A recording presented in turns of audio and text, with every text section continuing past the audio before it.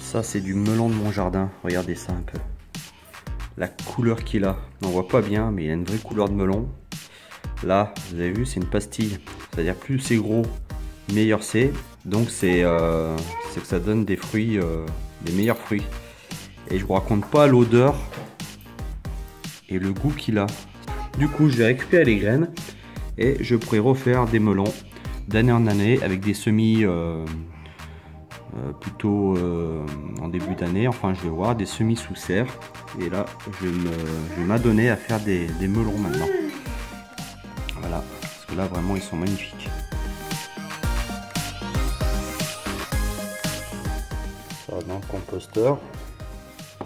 Ça, c'est la boîte qui va au composteur plus tard. Et ça, nettoyage des graines. Voilà, donc on enlève la pulpe et on récupère uniquement les graines. On les lave bien, on les laissera sécher à l'extérieur et pas en soleil direct.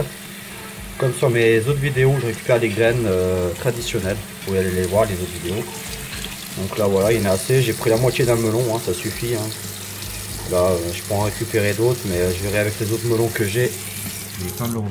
Je vais avec les autres melons que j'ai dans le jardin, on verra. Là, il y en a déjà pas mal. Là. Donc, je vais les laisser sécher dehors à l'extérieur.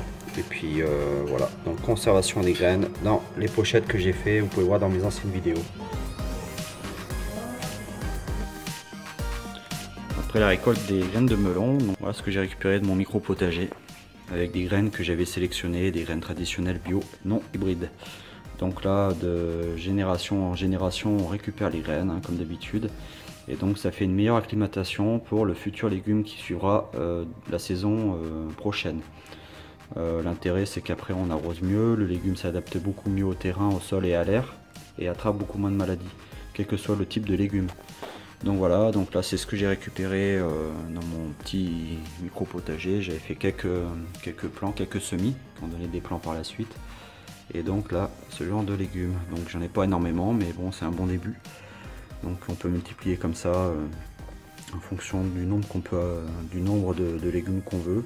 À savoir que sur 2-3 plants, quand elles commencent à pousser, bah, des fois on a des pieds femelles, ou enfin il y a mâles et femelles, donc du coup on n'a pas forcément tout le temps des légumes donc, sur les plants. Voilà, on peut obtenir ça. Et donc là au moins on a des vrais légumes sans pesticides et sans produits chimiques. Voilà, à bientôt.